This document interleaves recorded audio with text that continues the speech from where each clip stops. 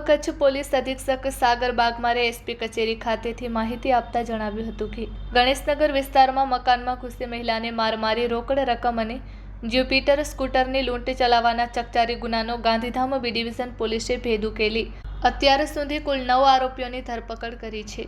પોલીસે આરોપીઓ પાસેથી લૂંટમાં ગયેલી રોકડ રકમ, જ્યુપિટર સ્કૂટર, ગુનામાં વપરાયેલી કાર, 2 મોટરસાયકલ, ધોકા, હથિયારો સહિતનો મુદ્દામાલ કબજે કર્યો છે। ઉપરાંત તપાસ દરમિયાન આ ગુનામાં એટ્રોસિટી એક્ટની કલમોનો પણ ઉમેરો કરવામાં આવ્યો છે। તપાસમાં ઝડપાયેલા અનેક આરોપીઓ સામે અગાઉ લૂંટ, ચોરી, મારામારી, આર્મ્સ એક્ટ પ્રોહિબિશન તેમજ અન્ય ગંભીર ગુનાઓ નોંધાયેલા હોવાનું બહાર આવ્યું છે।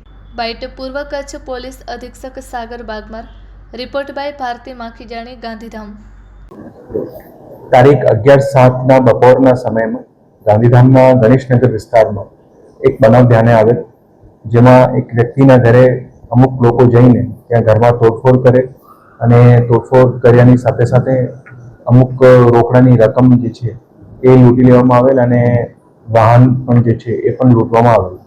બનાવની ગંભીરતાને ધ્યાને લઈને બી ડિવિઝન પોલીસ સ્ટેશન દ્વારા અલગ અલગ ટીમો આમાં ગોઠવવામાં આવેલ અને આરોપીઓની તાત્કાલિક ધરપકડ થાય એ અનુસંધાને ટોટલ જે છે જે લોકો આમાં સંડોવાયેલા હતા એમાં અત્યાર સુધીમાં 9 લોકોને જે છે એ રાઉન્ડ અપ કરવામાં આવેલ છે, એ લોકોને અટક પણ કરવામાં આવેલ છે અને એની સાથે સાથે એક વ્યક્તિ જે છે એ કાયદાના સંઘર્ષમાં આવેલ બાળક પણ છે અને જે ટોટલ એમાં અત્યાર સુધીમાં પકડવામાં આવેલ છે એમાં અમુક કંડલાના છે, અમુક સુરતબારીના છે અને મોરબી જિલ્લાના પણ છે।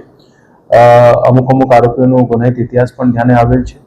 આ જે બનાવ હતું એમની ગંભીરતાને ધ્યાને રાખીને મેક્સિમમ આરોપીઓને જે છે પકડી પાડવામાં આવેલ છે અને આગળની તપાસ એમાં ચાલુ છે। બીજા જે કોઈ આરોપીનું આમાં રોલ નીકળશે એ પ્રમાણે એ લોકોને પણ પકડી પાડવામાં આવશે।